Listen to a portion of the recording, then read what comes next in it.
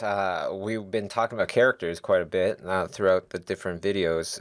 And of course, outfits is a part of the character, but I love to get specific.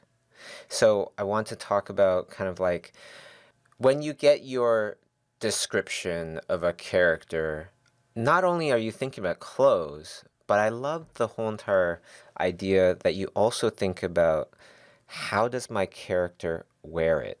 Can you give like perhaps an example?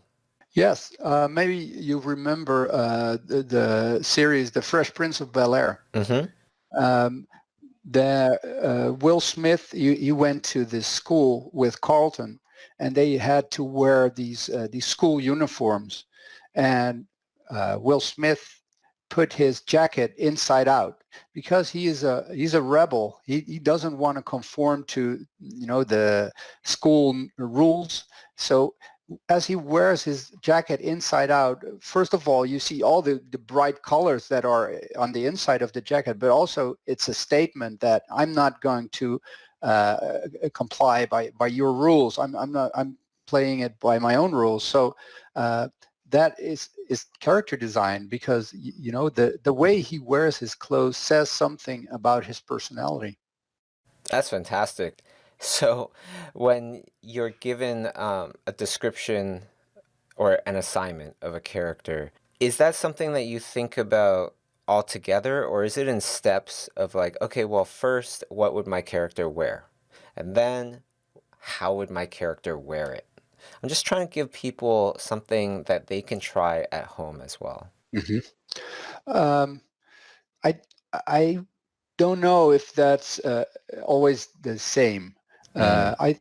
I think for me, outfit is often not the first thing that I think of, but it depends because sometimes there's a character where it's about the clothing, and then that's really what you would think of. I had to design a robot some time ago that had to be in disguise, but he had this computer screen as a face, so he could just put a different face on the computer screen, which is a completely different way of, when you think of a character going in disguise, you think of the hat and the jacket, or the obvious things. And because this is a robot who has different abilities, you can come up with different ideas for what that outfit would look like. That's really interesting. So you kind of consider that to be an outfit of sorts as well.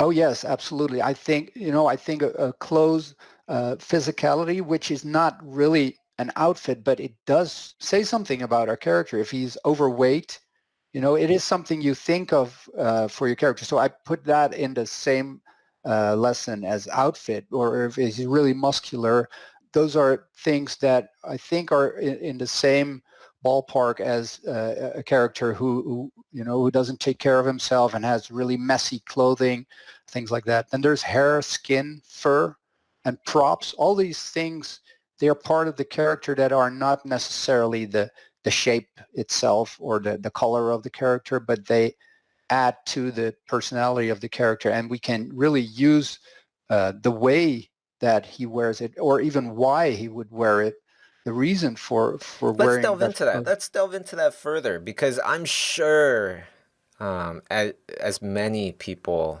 can kind of relate to, we've all kind of seen portfolios where it's like, okay, here's my character design. I have a heavy person, a skinny person, an old person, whatever, and they are wearing t-shirts, shirts, pants. It's all very generic. Hmm. The belt is just like two lines, things like that. How can we help these people?